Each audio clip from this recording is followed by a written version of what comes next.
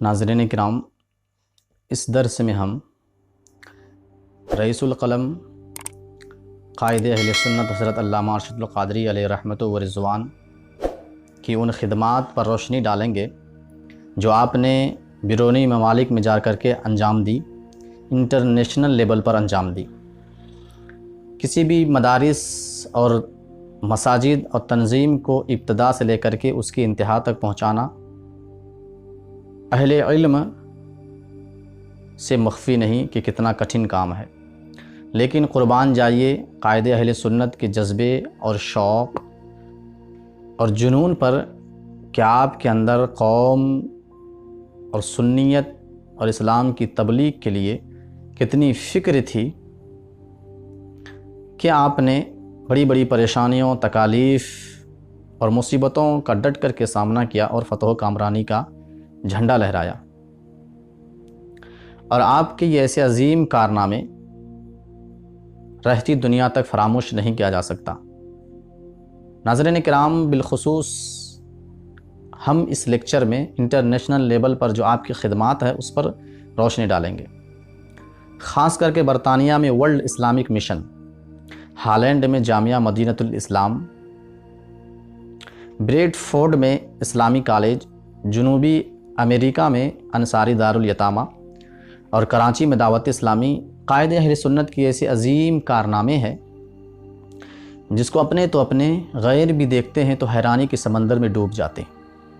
ناظرین کرام، اس تنظیموں اور اس مدارس اور مساجد پر روشنی ڈالتے ہوئے اس کا تعارف پیش کرنے کی سعادت حاصل کریں گے۔ ورلڈ اسلامک مشن جب آپ 1972 عیسوی میں دوسرے حج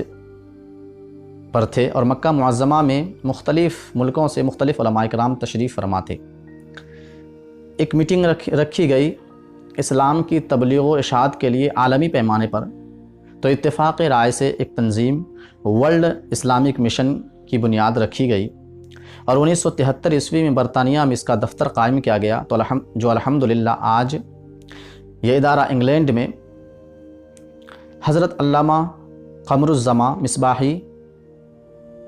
کی صدارت میں بڑی شان و شوکت سے چل رہا ہے اور عروج و ارتقاء کی منزل کو طے کر رہا ہے۔ Islamic Missionary College, World Islamic Mission کو سطح زمین پر لانے کے لیے زمین کی ضرورت تھی، تو ایک چرچ بک رہی تھی لیکن قیمت زیادہ تھی، لوگ شش و پنج میں پڑ گئے زیادہ قیمت ہونے کی وجہ سے۔ جب علامہ صاحب کو پتہ چلا تو آپ نے علماء کرام کو اکٹھا کیا اور انگلینڈ کے شہر کا دورہ کیا، بالآخر رقم کا انتظام ہوا اور پھر اسلامک مشنری کالج کے نام سے ایک دینی ادارہ کی بنیاد رکھی گئی اور اسی سے متصل ایک مسجد کی بھی بنیاد رکھی گئی۔ حضرت مولانا فروغ الاحمد قادری جو ورلڈ اسلامک مشن کے ایک اہم رکن میں سے ہے اور جو فی الحال انگلینڈ میں مقیم ہے، وہ کہتے ہیں کہ آج برطانیہ کی سرزمین پر سنیوں کی تقریباً 800 مسجد ہے، جس کی بقا میں حضرت علامہ ارشد القادری علیہ رحمہ کا خون جگر شامل ہے، الحمدللہ۔ جامعہ مدینۃ الاسلام، جب قائد اہل سنت نے ہالینڈ کا دورہ کیا تو وہاں کے لوگوں کے مسلمانوں کی خبرگیری کی، یہ آپ کی زندگی کے اخلاق کی ایک اہم پہلو ہے کہ جب آپ کہیں جاتے تھے مسلمانوں کی خبرگیری کرتے تھے کہ وہ کس طریقے سے زندگی گزار رہے ہیں۔ جب آپ کو یہ پتہ چلا کہ سورینام امریکہ سے منتقل ہونے والے مسلمانوں کی تہذیبی اور تمدنی زندگی اور اسلامی معمولاتی زندگی میں بڑی تیزی سے تبدیلی آ رہی ہے، تو آپ نے ذی اثر لوگوں کو بلا کر کے جامعہ مدینۃ الاسلام کی بنیاد رکھی۔ یہ جامعہ، یہ ادارہ پہلے کرائے کے مکان پہ چل رہا تھا، بعض بچوں نے قرآن کا حفظ کیا، مکمل کیا، تو جشن دستار حفظ کے مناسبت سے ایک جلسہ کا انعقاد کیا گیا، جس میں سے آپ خصوصی مہمان کے طور پر مدعو کیے گئے، چیف گیسٹ کے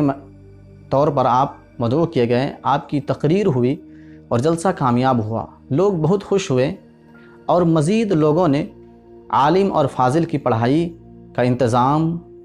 کرنے میں لگ گئے، جس کے لیے ایک زمین کی ضرورت تھی۔ تو اللہ کا فضل دیکھیے کہ ایک 3 منزلہ عیسائی کالج، جو شاندار کالج تھا، جس کی عمارتیں شاندار تھی اور بڑی ہی لو قیمت میں، کم قیمت میں ملی، لیکن وہ قیمت بھی ادا کرنے کے لیے قائد اہل سنت کو 2 مہینے کی مہلت لینی پڑی۔ لیکن پھر بھی جب 2 مہینہ میں بھی رقم کے انتظام کی کوئی صورت نظر نہیں آئی،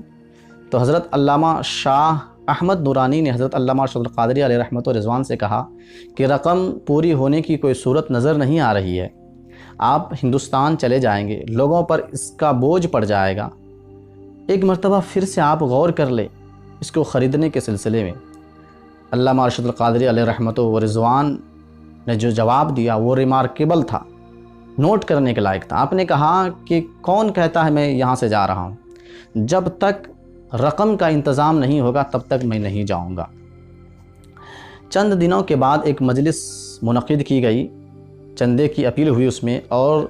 مجلس کے اختتام میں، مجلس کے اینڈ میں حضرت علامہ ارشد القادری علیہ رحمت و رضوان کی ایسی رقت انگیز دعا ہوئی کہ آپ اس میں پھوٹ پھوٹ کر کے رو رہے تھے۔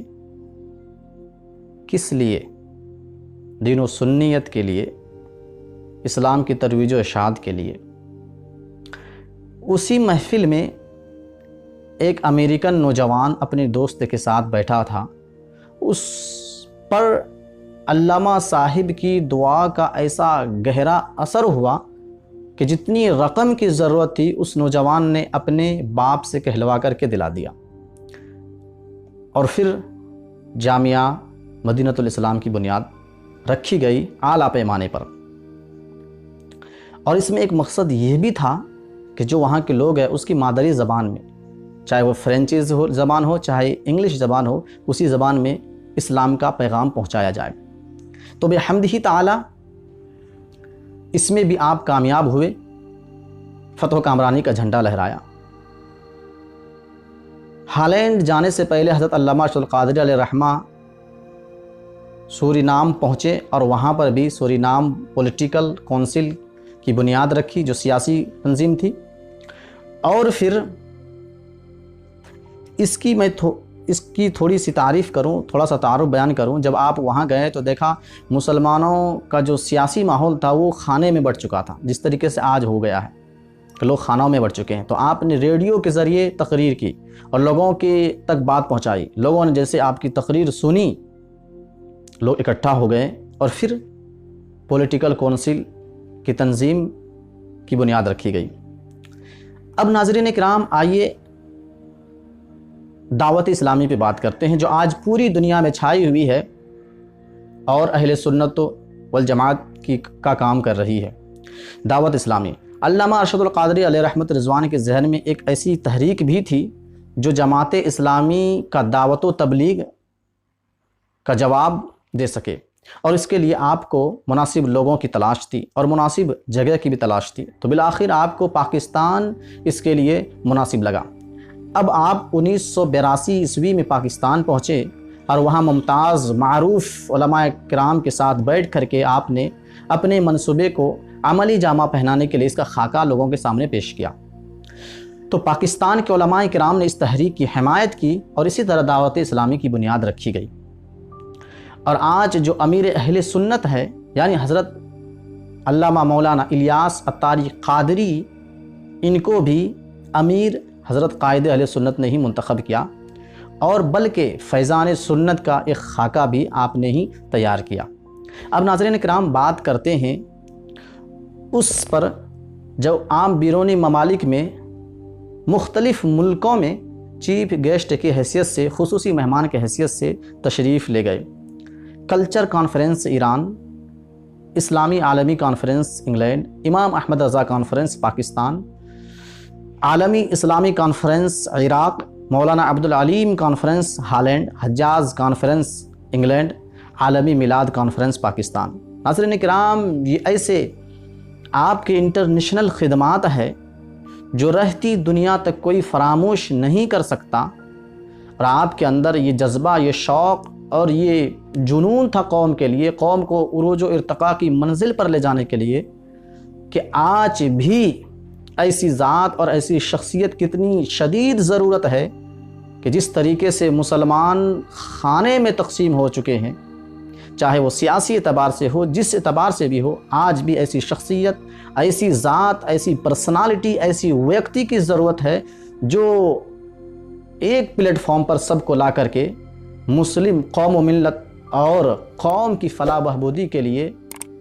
لوگوں کو ایک ساتھ ایک پلیٹ فارم پر لائے اور پھر عروج و ارتقاء کی منزل طے کرائے۔